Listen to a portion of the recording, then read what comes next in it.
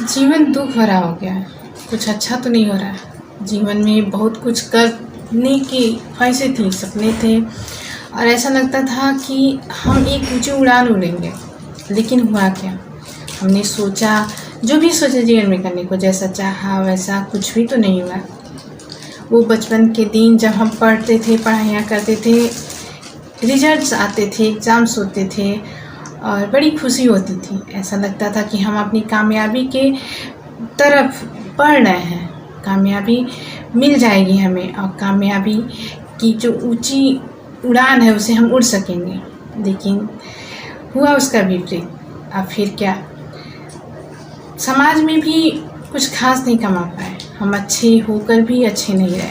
अच्छा करना चाहा, लोगों को हम बुरे ही लगे। अब ऐसे में हम करें क्या? क्या जीना छोड़ दें या फिर दुनिया छोड़ दें या फिर समाज को छोड़ के कहीं अलग थलग से जीवन को बिता लें? जी हाँ, hello guys, welcome to my lady wing channel. तो ऐसे घटनाएं जीवन में हुई होंगी हर किसी के, और ऐसे ख्याल ज़रूर दिमाग में आए होंगे कि अब ऐसे सिचुएशन हो गया तो हम करें क्या। और हम तो सफलता हासिल कर ही नहीं सकते हैं, और मेरे लिए तो सफलता जैसे बनी ही नहीं है। ऐसे 12 तरह की चीज़ें आती होंगी दिमाग में।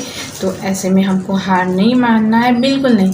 जी हाँ, क्योंकि किसी ने कहा है कि जीवन एक रंगमंच है, जीवन एक रंगमंच है और हम इसके कलाकार। तो ठीक है ना, हम प्रकृति पे भरोसा करते हैं। अगर प्रकृति ने ही हम इस दुनिया में भेजा है तो ज़रूर कुछ सोचा ही होगा प्रकृति ने हमारे लिए। हम जिसके लायक थे, जैसे मूवीज़ में होता है, जो जिस लायक होता है उसे वही कैरेक्टर दिया जाता है। ऐसा तो होता नहीं है एक्ट्रेस का कैरेक्टर किसी ऐसी लेडी को दे दिया जाएगा जो ग्रैंड मदर बनने लायक हैं या फिर किसी और रोल में फिट होने लायक है ना। तो हमें जो काम मिला है भगवान ने हमें उसी लायक समझा है, तो इस चीज़ को स्वीकारते हुए।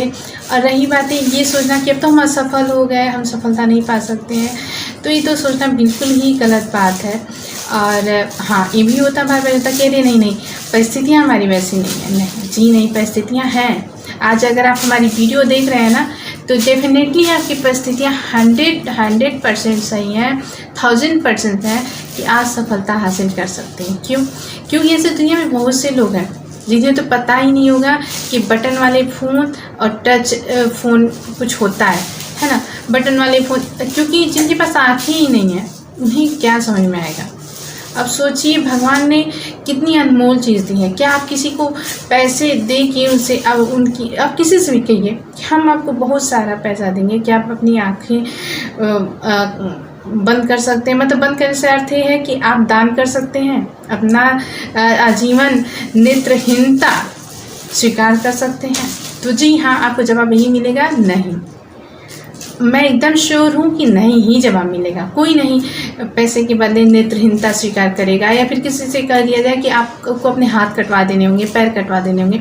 तो सोचिए, हमारे पास इतनी अनमोल चीज़ है, ऐसी चीज़ है जिसका कोई कीमत ही नहीं लग सकता है। तो फिर जब ऐसी चीज़ भगवान ने हमें दे रखी है तो फिर सफलता क्या है? सफलता तो हासिल की जा सकती है ना। सफलता हर कोई करा। देखिए, सफलता प्राप्त करना आसान नहीं होता। हाँ, किसी किसी के लिए आसान हो जाता है, थोड़ी परिस्थितियाँ अच्छी होती हैं, बैकअप होता है और सपोर्ट्स रहते हैं, तो ठीक है, कोई बात नहीं। नहीं सपोर्ट है, कोई बैकअप प्लान नहीं है, आपके पास कुछ भी नहीं है, लेकिन आपके पास आँखें हैं, एक स्वस्थ शरीर है, हाथ पैर है और आप बोल सकते हैं, चल सकते हैं, खाने के लिए खाना है, पहनने के लिए कपड़े हैं। This is enough for success. ठीक है ना। सक्सेस होने के लिए ये सारी चीज़ें एनफ है। ओके, क्यों एनफ है? क्योंकि बहुत से लोग, हम पीछे मुड़ के देखें, हम अपने आगे आगे देखते रहते हैं, अरे ऐसे कपड़े पहनना है, ऐसे घरों में रह रहा है, तो वो लगता कि हमारा कम है। लेकिन एक बार पीछे तो मुड़ के देखिए, जिनके पास पहनने को कपड़े नहीं है, रहने को घर नहीं है, जिन्हें पता ही नहीं है पक्का मकान होता कैसे है और साफ हवा में सांस लेना कैसा होता है, नाले के किनारे कहीं घर बना के रहना पड़ रहा है, बारिश का, जिन्हें नहीं पता होता कि बरसात के दिनों में भी चैन की नींद क्या होती है ना। आप उन्हें देखिए, उनसे प्रेरणा लीजिए। और अभी बहुत से लोग होते हैं कि उन्हें खाना नहीं मिलता, सोचते हैं कोई कूड़े कचरे में कुछ फेंक दे ताकि हमें कुछ खाने को मिल जाए। बहुत से ऐसे लोग हैं। कुछ हमें ये लगता है कि अरे हम कभी ये सोचते तक नहीं है कि हमें भरपेट खाना मिल जा रहा है, पहनने को कपड़े मिल जा रहा है। कपड़ों में कमियां निकालना कि कपड़े ऐसे हैं वैसे नहीं, हर चीज़ का सम्मान करें। कपड़े हमारे सम्मान को सुरक्षित रखते हैं, है ना। तो जो चीज़ हमारे सम्मान को सुरक्षित रख रहा है वो अच्छा या बुरा कैसे हो सकता है? वो अच्छा हो सकता है, वो ईश्वर तुल्य है ना। भोजन हमारे शरीर को पोषित कर रहा है तो वो अच्छा या बुरा कैसे हो सकता है? अब थोड़ा नमक कम अधिक हो जाने पे बुराई न करें, क्योंकि भोजन, कपड़ा, रहने का घर, ये सब ईश्वर तुल्य है, भगवान का दिया हुआ भेंट है हमें। उन्होंने ये चीज़ें दी हैं हमको, सुरक्षित घर दिया है, वस्त्र दिए हैं, चलने के लिए साधन दिए हैं। इसलिए नहीं कि हम हार मान के बैठ जाए अपने जीवन में, हार मान लें कि हम तो कुछ नहीं कर सकते। नहीं, हम कर सकते हैं, तभी तो हमको ये सारी चीज़ें मिली हैं। अगर हम ये नहीं कर सकते तो भगवान हमें आँखें नहीं देते, या फिर हाथ नहीं देते, या फिर पैर नहीं देते, या फिर सोचने समझने की क्षमता नहीं देते, पागल बना देते दिमाग से, है ना। लेकिन अगर ये चीज़ें हैं तो डेफिनेटली हम सफलता हासिल करने के लिए बने हैं।